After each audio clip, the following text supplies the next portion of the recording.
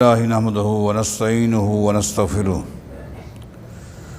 ونعوذ باللہ من شرور انفسنا وسیئات اعمالنا من یہدہ اللہ فلا مضل لہ ومن یضلل فلا ہادی لہ واشہد ان لا الہ الا اللہ وحدہ لا شریک لہ واشہد ان محمدا عبدہ ورسولہ اما بعد فإن خیر الحدیث کتاب اللہ وخیر الہدی ہدی محمد صلی اللہ علیہ وسلم وشر الامور محدثاتها وکل محدثۃ بدعۃ وکل بدعۃ ضلالہ وکل ضلالۃ فی النار۔ اعوذ باللہ من الشیطان الرجیم، بسم اللہ الرحمن الرحیم۔ والسابقون الاولون من المہاجرین والانصار والذین اتبعوہم بإحسان رضی اللہ عنہم ورضوا عنہ۔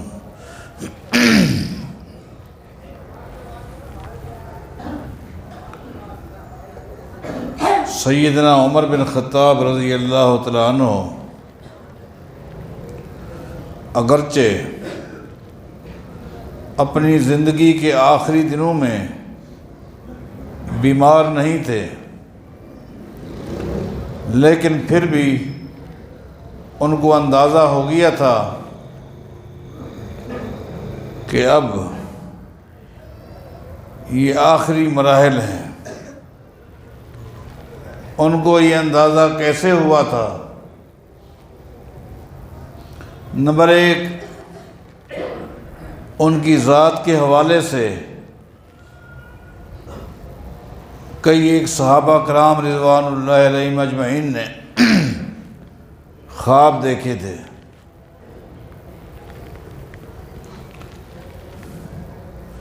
جیسا کہ ابو موسیٰ الاشعری رضی اللہ تعالیٰ عنہ نے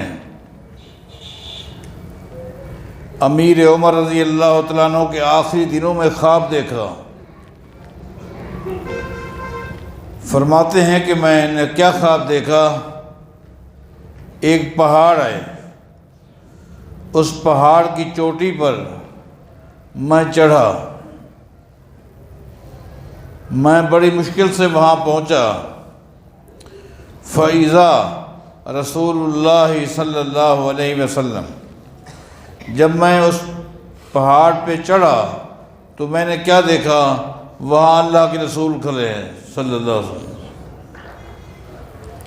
اِلَى جَنبِهِ ابو بکر رضی اللہ عنہ، اور نبی علیہ السلام کے ساتھ ابو بکر صدیق بھی کھڑے ہیں رضی اللہ عنہ۔ فَإِذَا هُوَ يُومِئُ إِلَى عُمَرَ أَن تَعَالَ، میں نے یہی دیکھا کہ نبی علیہ السلام سیدنا عمر کو اشارہ کر رہے تھے اور فرما رہے تھے ان تعال، بس کر، اب آ جا، اب آ جا۔ میری آنکھ کھل گئی۔ اسی طرح عوف بن مالک الاشجعی رضی اللہ تعالیٰ عنہ نے بھی خواب دیکھا۔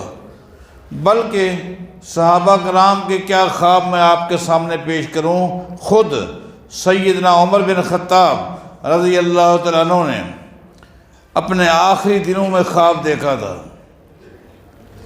یہ خواب پہلے بھی آپ سن چکے ہیں۔ سیدنا عمر بن خطاب رضی اللہ تعالیٰ عنہ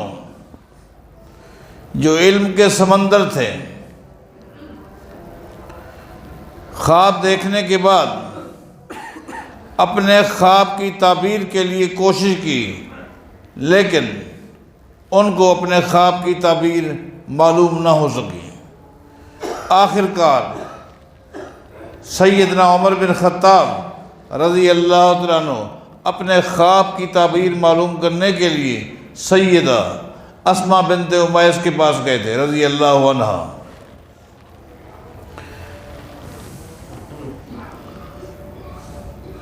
آپ کو میں نے بتایا تھا نبی علیہ السلام کے دور میں آپ کی امت میں خوابوں کی تعبیر کے علم کے بارے سب سے بڑی عالمہ یہی اسماء بنت امیس تھی۔ ہماری دینی بہنوں کو بھی اس پر غور کرنا چاہیے کہ دینی علم کا حاصل کرنا صرف یہ مردوں کی ذمہ داری نہیں ہے، خواتین کو بھی اس میں اپنا کردار ادا کرنا چاہیے۔ سلف صالحین میں جہاں دینی علوم مرد حاصل کرتے تھے، خواتین بھی دینی علوم حاصل کرتی تھیں۔ بلکہ آپ نے دیکھا ایک عظیم تابعی سعید بن مسیب کے بارے آتا ہے، جو بہت بڑے کبار تابعین میں سے ہے، بہت بڑی تعداد میں صحابہ کرام ہیں جو ان کے استاد ہیں۔ بڑی مشہور بات ہے کہ ان کی کلاس میں ایک ہونہار محنتی ریگولر علم حاصل کرنے والا طالب علم اچانک غائب ہو گیا اور 2 دن تک کلاس میں نہ آیا۔ جب طالب علم یا طالبہ غیر حاضر ہو جائے تو معلم یا معلمہ پر ایک بڑا اثر پڑتا ہے، اس کو بڑی فکر ہو جاتی ہے۔ 2 دن کے بعد جب طالب علم آیا تو سعید بن مسیب رحمہ اللہ نے اس سے پوچھا، لگاتار 2 دن تو نہ آیا، کہاں تھا؟ اس نے کہا کہ میری بیوی فوت ہو گئی تھی، تو اس کی تجہیز تکفین، اسی طرح جیسے جیسے عزیز و اقارب کو پتہ چلتا گیا وہ آتے رہے، ایسا مصروف ہو گیا 2 دن تک نہ آ سکا۔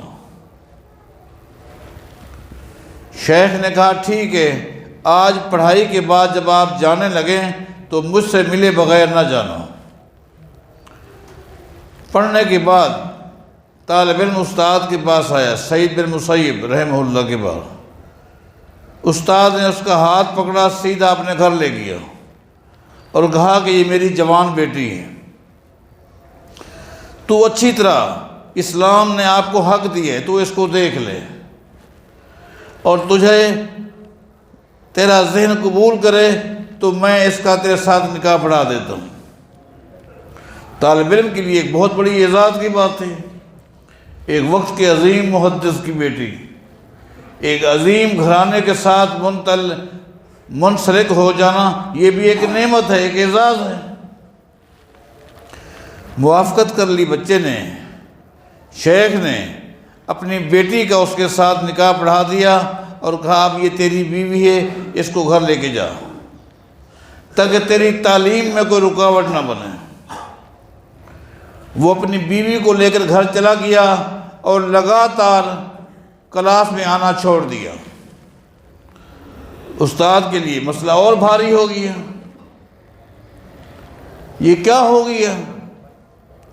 کئی دنوں کے بعد شاگرد آیا، لیکن اس انداز میں آیا جیسے کوئی کسی سے ملنے آتا ہے، پڑھنے کے موڈ میں نہیں تھا، ملاقات کے موڈ میں آیا۔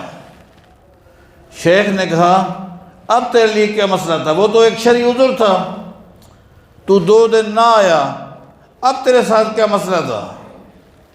شاگرد نے کیا کہا کہ میں نے اندازہ لگایا اللہ تعالیٰ نے آپ کے سینے میں، آپ کے دل میں قرآن و حدیث کا جو علم رکھا ہے، آپ کے ذریعے وہ علم آپ کی بیٹی کے سینے میں منتقل ہو چکا ہے۔ اب میں وہی گھر میں بیٹھ کر اپنی بیوی سے علم حاصل کر رہا ہوں، یہاں پڑھنے کے لیے آنے کی نوبت نہیں ہے۔ آپ غور کریں، صحابہ، تابعین، تبع تابعین کے دور میں مرد جس طرح علم حاصل کرتے تھے، خواتین بھی علم حاصل کرتی تھیں۔ آج ہمارے لیے تو یہ بڑی اعزاز کی بات ہے، ہمارے ملک میں، بالخصوص ہمارے شہر میں، بالخصوص میں اپنے اس حلقے کی بات کروں، بچیوں کے لیے ایک عظیم ادارہ بن چکا ہے، مرکز اصحاب الکہف الاسلامی، جو اسی مرکز کے ساتھ منسلک ہے۔ بڑی قابل محنتی معلمات مدرسین پڑھا رہے ہیں، لیکن مجھے دکھ کے ساتھ یہ کہنا پڑتا ہے جتنا توقع تھی کہ یہاں کے لوگ اپنی بچیوں کو دینی علوم کے لیے وقف کریں گے، وہ چیز نظر نہیں آ رہی۔ کلاسیں ہیں، بچیاں ہیں، پڑھائی ہو رہی ہے، لیکن جو توقع تھی وہ توقع مجھے نظر نہیں آ رہی۔ اللہ کے لیے اب بھی میں آپ سے یہی کہوں گا، آپ سے بھی، دینی بہنوں سے بھی یہی کہوں گا، اس موقع سے فائدہ اٹھائیں اور اپنی بچیوں کو، یہ 5 سالہ کورس ہے، انقلاب آئے گا، انقلاب ان بچیوں کی تعلیم کے ذریعے۔ دنیا میں آنے والا شخص، چاہے وہ کل اس نے ڈگری حاصل کر لی، وہ پروفیسر بن گیا، وہ ڈاکٹر بن گیا، وہ تاجر بن گیا، لیکن سب نے سب سے پہلے جو علم حاصل کیا ہے وہ ماں کی گود میں کیا ہے۔ اگر ماں کی گود قرآن و حدیث کے علم والی ہوگی تو اس گود سے جو پہلی تربیت گاہ ہے، علم حاصل کرنے والا، تربیت حاصل کرنے والا بچہ موحد ہوگا، اس کے پاس عقیدہ ہوگا، عقیدے کی فہم ہوگی۔ اس میں آپ لوگ کیوں دلچسپی نہیں ہے؟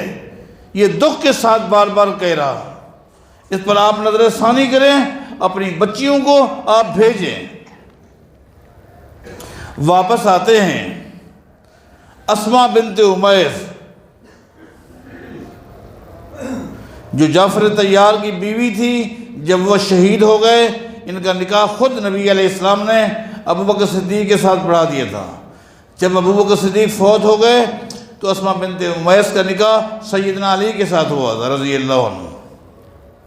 سیدنا عمر ان کے دروازے پر گئے اور کہا میں نے خواب دیکھا ہے،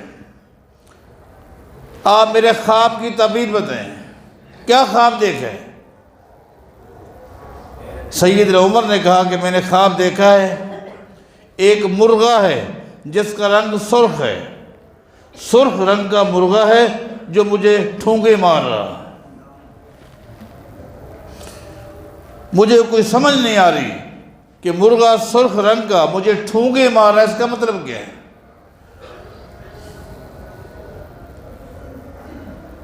سیدہ اسماء بنت امیس رضی اللہ عنہ نے فرمایا، اے امیر المومنین، اس خواب کی تعبیر یہ ہے، اب آپ ہمارے مہمان ہیں،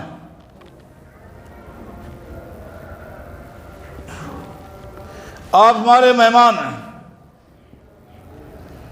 اور سرخ رنگ کا جو مرغہ تھا اس کا مطلب یہ اللہ آپ کو شہادت دے گا، لیکن آپ کو شہید کرنے والا مسلمان نہیں ہوگا۔ میں کہہ رہا تھا سیدنا عمر کو اندازہ ہو گیا تھا، صحابہ کرام کے خواب، خود امیر عمر کا خواب، اندازہ ہو گیا تھا کہ اب میں مسافر ہوں، میں مہمان ہوں۔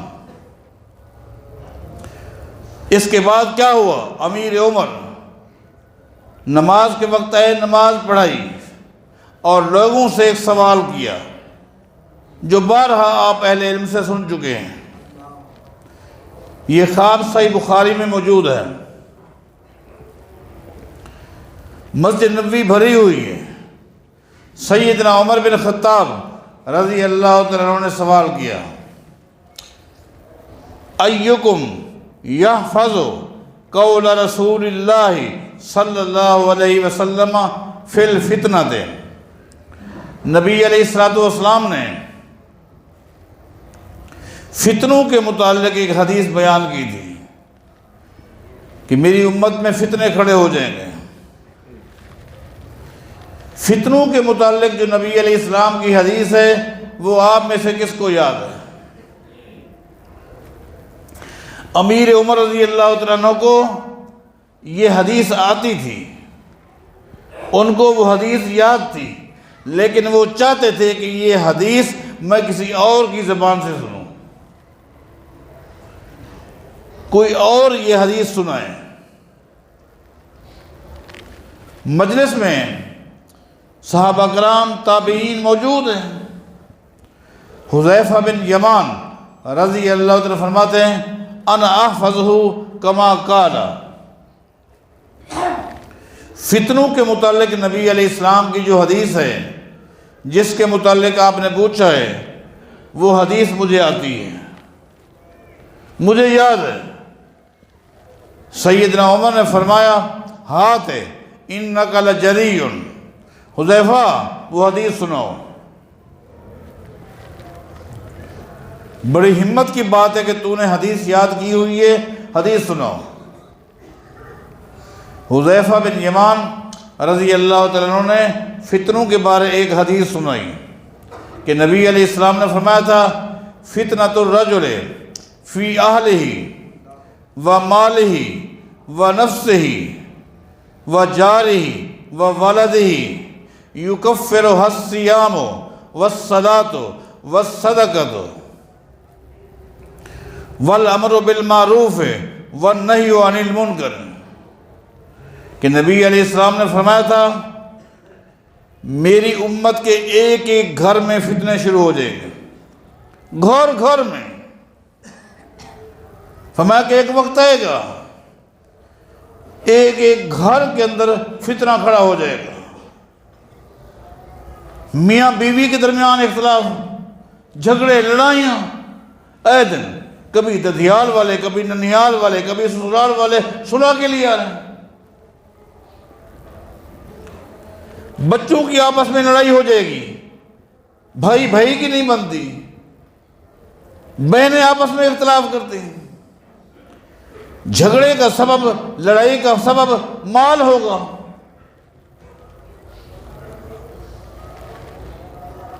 پڑوسیوں سے بڑی تکلیف ہوگی، انسان پریشان ہوگا، دائیں بائیں رہنے والا پڑوسی عجیب ذہن کا مالک ہے،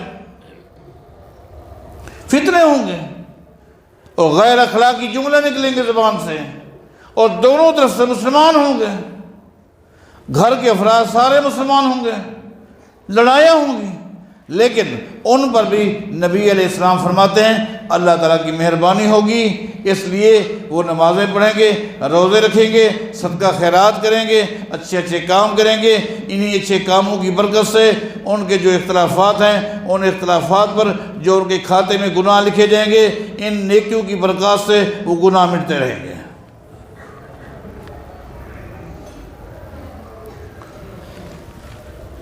سیدنا عمر رضی اللہ تعالیٰ عنہ نے حدیث سننے کے بعد فرمایا حذیفہ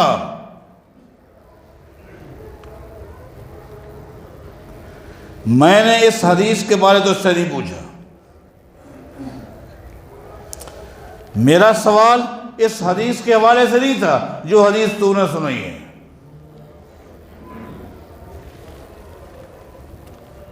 ولیکن ارید الفتنۃ التی تموج کموج البحر، میں نے تم سے سوال کیا ہے اس حدیث کے بارے۔ اس کا مطلب یہ امیر عمر کو وہ حدیث بھی یاد تھی، میں نے اس حدیث کے بارے تم سے سوال کیا ہے جس میں نبی علیہ السلام نے فرمایا تھا جب میری امت میں فتنے شروع ہو جائیں گے وہ فتنے ایسے ہوں گے تموج کموج البحر، جس طرح سمندر کی لہریں ہوتی ہیں سمندر کی لہروں کی طرح وہ فتنے ہوں گے۔ ایک حدیث میں آتا ہے بارش کی قطروں کی طرح وہ فتنے ہوں گے۔ سمندر کی موج جو سمندر کے کنارے کے قریب ہوتی ہے وہ اونچی ہوتی ہے، آدمی سمجھتا ہے اگر میں اس لہر سے بچ گیا، اس موج سے بچ گیا، پیچھے آسانی ہے، لیکن پچھلی لہر اس سے خطرناک بن کے آتی ہے۔ بارش کی قطرے لگاتار آتے ہیں، تو نبی علیہ السلام نے فرمایا تھا وہ فتنے جب شروع ہوں گے جس طرح سمندر کی لہریں ختم نہیں ہوتی، ایک کے بعد دوسری لہر، دوسری کے بعد تیسری، چوتھی، پانچویں، فرمایا کہ وہ جب فتنے شروع ہو جائیں گے فتنے ختم نہیں ہوں گے حتیٰ کہ قیامت قائم ہو جائے گی۔ حذیفہ وہ حدیث سنو جب جو شروع ہو جائیں گے فتنے پھر ختم نہیں ہوں گے۔ یہ تو فتنے ہیں جو ختم ہو جاتے ہیں، میاں بیوی کے درمیان صلح ہو جاتی ہے، مہینہ 2 مہینہ سکون سے گزر جاتے ہیں، بھائیوں کے درمیان بھی صلح کرا دی جاتی ہے، ہمسائے کی غلط فہمی بھی دور ہو جاتی ہے۔ مجھے وہ حدیث سناؤ جس میں ان فتنوں کا ذکر ہے جب شروع ہوں گے تو ختم نہیں ہوں گے حتیٰ کہ قیامت آ جائے گی۔ حذیفہ بن یمان رضی اللہ تعالیٰ فرماتے ہیں، امیر المومنین اس حدیث کے بارے آپ کیوں پوچھتے ہیں؟ ابھی اس فتنے کو دیر ہے۔ ان بینک و بینہا بابا مغلقا، یہ الفاظ صحیح بخاری کے ہیں۔ وہ فتنے سر اٹھا چکے ہیں، جو فتنے سمندر کی لہروں کی طرح ہیں، بارش کے قطروں کی طرح جو فتنے ہیں نا، جو ختم نہیں ہوں گے، وہ سر اٹھا چکے ہیں، لیکن ابھی تک وہ فتنے مسلمانوں کی صفوں میں داخل نہیں ہوئے۔ کیوں؟ ان بینک و بینہا بابا مغلق، اس لیے ان فتنوں کے آگے ایک مضبوط دروازہ ہے، ان فتنوں کے آگے ایک دروازہ ہے، اور وہ دروازہ بند ہے، مغلق ہے۔ اس دروازے نے ان فتنوں کو روکا ہوا ہے، بڑا مضبوط دروازہ ہے۔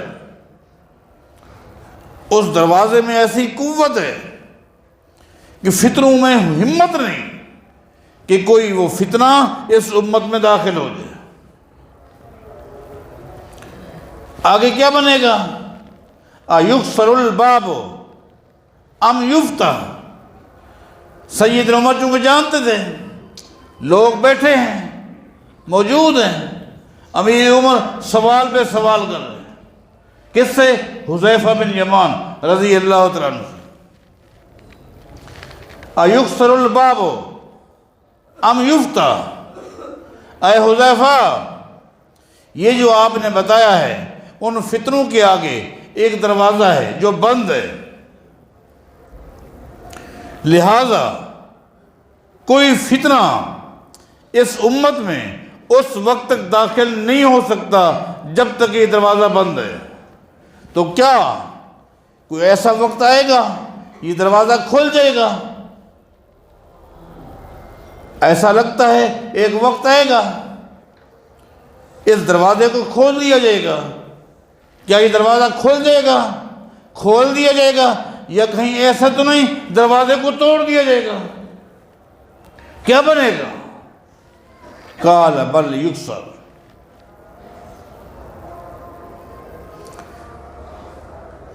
قال بل یکسر۔ سیدنا حذیفہ رضی اللہ عنہ فرماتے ہیں، امیر المومنین اس دروازے کو کھولا نہیں جائے گا، یہ کھلے گا نہیں، بلکہ ایک وقت آئے گا اس دروازے کو توڑ دیا جائے گا۔ اس دروازے کو توڑ دیا جائے، جب دروازے کو توڑ دیا جائے گا تو پھر وہ فتنے ایک دم اس امت میں داخل ہو جائیں گے۔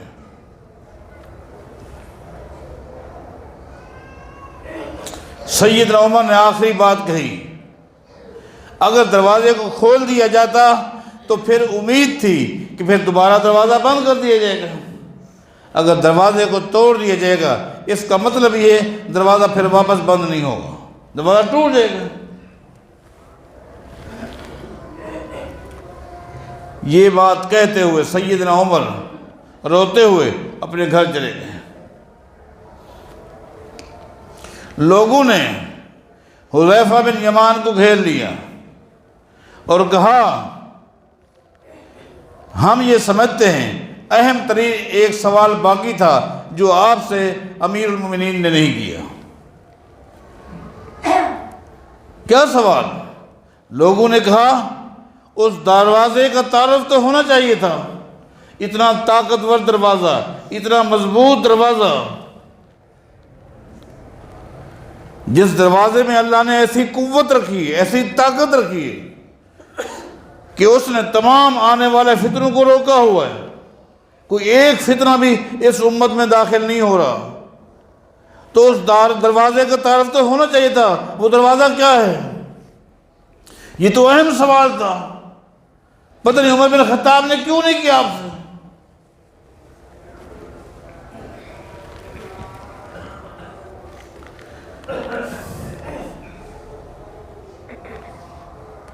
حذیفہ بن یمان نے کہا رضی اللہ عنہ، اصل میں امیر عمر نے وہ سوال اس لیے نہیں کیا، اس امت میں سب سے زیادہ اس دروازے کو جاننے والے عمر بن خطاب خود ہے، یہ جانتے ہیں، وہ جانتے تھے،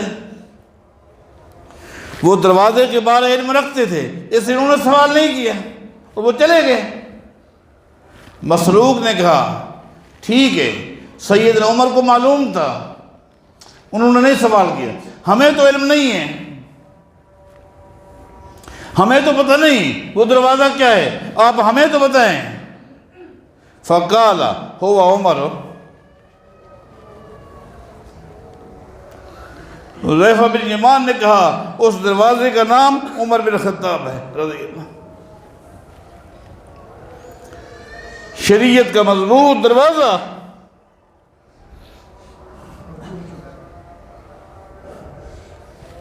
اس میں امیر عمر کی عظمت موجود ہے، شان موجود ہے، جو اللہ نے ان کو ایک مقام دیا، روب دیے، موجود ہے، اور اس میں سید عمر بن خطاب کی شہادت کا ذکر بھی ہے کہ وہ دروازہ کھولا نہیں جائے گا بلکہ توڑ دیا جائے گا، شہادت کا بھی حوالہ موجود ہے۔ آگے چلتے ہیں، سید عمر تو سیدھے روتے ہوئے گھر چلے گئے۔ جب گھر گئے، گھر میں ان کی بیٹی حفصہ رضی اللہ عنہا بھی آئی ہوئی ہے، حد درجہ اپنی اس بیٹی کے ساتھ محبت کرتے ہیں، اولاد تو پیاری ہوتی ہے، حفصہ سے حد درجہ امیر المومنین عمر بن خطاب اس سے بھی محبت کرتے ہیں، وہ ان کی بیٹی بھی ہیں اور ام المومنین بھی ہیں۔ حفصہ نبی علیہ السلام کی بیوی تھی، ام المومنین ہیں، اس لیے اپنی پوری اولاد میں سب سے زیادہ محبت کے ساتھ ساتھ امیر عمر جن کا احترام کرتے تھے وہ سیدہ حفصہ ہے رضی اللہ عنہ، وہ گھر میں آئی ہوئی ہے۔ سید عمر گئے، بیٹی سے ملے اور جا کر چارپائی پر بیٹھ گئے۔ بعض روایتوں کے مطابق چٹائی پر جا کر بیٹھ گئے، بہرحال بیٹھ گئے اور اللہ سے دعا مانگنے لگے۔ اس دعا کے الفاظ کیا ہیں؟ اللہم ارزقنی شہادتاً فی سبیلک وجعل موتی فی بلد رسولک۔ اے اللہ، اے اللہ، اے اللہ، میری درخواست ہے مدینہ الرسول کے اندر، مدینہ طیبہ کے اندر مجھے شہادت کی موت نصیب فرما۔ سیدہ حفصہ کہتی ہیں میں نے آگے سے اپنے باپ سے کہا انا یکون ذالک، انا یکون ذالک، بابا شہادت میدان جہاد میں ملتی ہے، میدان جنگ میں ملتی ہے، آپ نہ بدر کا حوالہ دیتے ہیں، نہ احد کا حوالہ دیتے ہیں، نہ احزاب کا، نہ حنین کا، نہ تبوک کا۔ بابا آپ کیا چاہتے ہیں؟ انا یکون ذالک، آپ کی یہ دعا مجھے سمجھ نہیں آ رہی کہ اے اللہ مدینہ کے اندر مجھے شہادت کی موت دے۔ کیا آپ چاہتے ہیں یہودی مدینہ پر حملہ کریں اور وہاں آپ کو شہید کیا جائے، عیسائی آ جائیں، مجوسی آ جائیں؟ مدینہ کے لیے تو امن کی دعا کرنی چاہیے۔ آپ مدینے میں شہادت مانگتے ہیں، یہ کیسے ہوگا؟ میں نے کہا تھا کہ سیدنا عمر اپنی بیٹی کا بہت احترام کرتے تھے، نہایت ہی احترام کے ساتھ سیدہ حفصہ کی گفتگو سنتے رہے۔ جب سیدہ حفصہ کی گفتگو مکمل ہو گئی، سیدنا عمر نے سر اٹھایا اور ایک چھوٹا سا جملہ کہا، یاتی بہ اللہ اذا تشاء اذا تشاء، یاتی بہ اللہ اذا تشاء۔ حفصہ، میں نے تجھ سے دعا نہیں مانگی، میں نے یہ دعا رب سے مانگی ہے، اور رب ہر چیز پر قادر ہے۔ اللہ ہر چیز پر قادر ہے، وہ چاہے مدینے کے اندر مدینے کے ماحول کو خراب کیے بغیر، کسی کافر کو مسلط کیے بغیر رب قادر ہے، چاہے تو عمر کو مدینے کے اندر ہی شہادت کی موت دے سکتا ہے۔ میں نے مدینے کی درخواست کی ہے اللہ کے آگے۔ شہادت کا تو سید عمر کو یقین تھا کہ مجھے ملنی تو شہادت ہے، یہ تو انہیں یقین تھا۔ انہیں یہ کیسے یقین تھا؟ اس لیے کہ صحیح بخاری کی حدیث ہے، صحیح بخاری کی حدیث ہے۔ ایک دن نبی علیہ السلام احد پہاڑ پر تشریف لے گئے، آپ کے ساتھ ابو بکر صدیق بھی ہیں رضی اللہ عنہ، آپ کے ساتھ عمر بن خطاب بھی ہیں رضی اللہ عنہ، آپ کے ساتھ عثمان بن عفان بھی ہیں رضی اللہ عنہ۔ حدیث میں آتا ہے ایک دم احد پہاڑ ہلنے لگ گیا، حرکت میں آ گیا۔ نبی علیہ السلام نے فرمایا تھا، اسبت احد، اسبت احد، احد، حرکت سے باز آ جا، مت ہل۔ یہ الفاظ صحیح بخاری کے ہیں، فَإِنَّمَا عَلَيْكَ نَبِيٌّ وَصِدِّيقٌ وَشَهِيدَانِ۔ تجھے پتہ نہیں، آج تیری پشت پہ وقت کا ایک نبی ہے، ایک صدیق ہے، اور 2 شہید کھڑے ہوئے ہیں۔ یہ ہے ناطق وحی، نبی علیہ السلام کا فرمان اللہ کی وحی سے، اس کا کوئی تجربے کے ساتھ تعلق نہیں، قیاس سے کوئی تعلق نہیں، یہ 2 شہید ہوں گے۔ فرمایا احد پہاڑ حرکت سے باز آ جا، فَإِنَّمَا عَلَيْكَ نَبِيٌّ وَصِدِّيقٌ وَشَهِيدَانِ۔ ناطق وحی فرما رہے ہیں، جن کے بارے اللہ فرماتا ہے وَمَا يَنْتِقُ عَنِ الْهَوَىٰ إِنْ هُوَ إِلَّا وَحْيٌ۔ میرے پیغمبر کی دینی گفتگو اللہ کی وحی سے۔ امیر عمر کو یہ تو یقین تھا اللہ مجھے شہادت دے گا، لیکن آج درخواست کر رہے ہیں مدینہ کی سرزمین میں، اے اللہ مجھے شہادت کی موت نصیب فرما۔ بس اس کے بعد کیا ہوا؟ جمعہ آ گیا، سیدنا عمر نے اپنی زندگی کا آخری جمعہ پڑھایا، اور اس جمعے کے اندر ساری باتیں بیان کی، حتیٰ کہ اپنے خواب کا بھی ذکر کیا کہ میں نے یہ خواب دیکھا، اور اسما بنت امیس نے اس خواب کی یہ تعبیر بتائی، پھر کچھ نصیحتیں کی، اپنے معاملات کو رکھا۔ اس کے بعد اگلا جمعہ نہیں آیا، اس سے پہلے ہی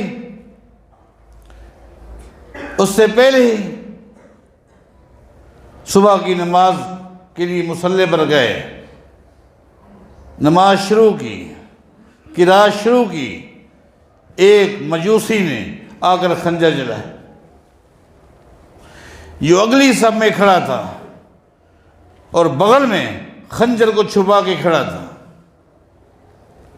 امیر عمر پر اس نے 2 وار کیے، آتے باہر آ گئے، لیکن میں حیران ہوتا اس کنڈیشن میں بھی سیدنا عمر کو نماز کے بارے اتنا احساس تھا، خالی زبان سے نہیں بول سکے، لیکن ہاتھ سے پیچھے عبد الرحمن بن عوف کھڑے تھے، ان کو کہا کہ تم نماز پڑھو تاکہ مسلمانوں کی نماز نہ رہے۔ اس کے بعد کا معاملہ آپ جانتے ہیں، اللہ تعالیٰ نے اپنے پاس بلا لیا، صحابہ کا وہ خواب بھی صادق بن گیا، امیر عمر کا وہ خواب بھی، اسماء بنت امیس کی وہ تعبیر بھی۔ اللہ، صحیح مسلم میں آتا ہے صحابہ کرام ان کے تینوں کے تعلق، دوستی، محبت کو ملاتے اور یہ کہا کرتے تھے، لوگو کچھ کام بندے کے اختیار میں ہوتے ہیں، کچھ کام ایسے ہوتے ہیں جو بندے کے اختیار میں نہیں ہوتے، رب کے اختیارات میں ہیں۔ اب آپ حیران ہو جائیں گے، کیا کہتے ہیں؟ توفی رسول اللہ صلی اللہ علیہ وسلم وہو ابن 63، کہ جب نبی علیہ السلام دنیا سے روانہ ہوئے آپ کی عمر مبارک 63 سال تھی، آپ کی عمر 63 سال تھی، اللہ نے آپ کو بلا لیا۔ آگے فرماتے ہیں وَتُوفِيَ ابو بکر رضی اللہ عنہ وَهُوَ ابن 63، ابو بکر صدیق کی جس وقت 63 سال عمر ہوئی اللہ نے ابو بکر کو بلا لیا۔ وَتُوفِيَ عمر بن الخطاب وَهُوَ ابن 63، عمر بن خطاب کی جب 63 سال عمر ہوئی اللہ نے عمر کو بلا لیا۔ کیا موافقت ہے! اللہ ہم سب کو ان صالحین کے نقش قدم پر چلنے کی توفیق عطا فرمائے۔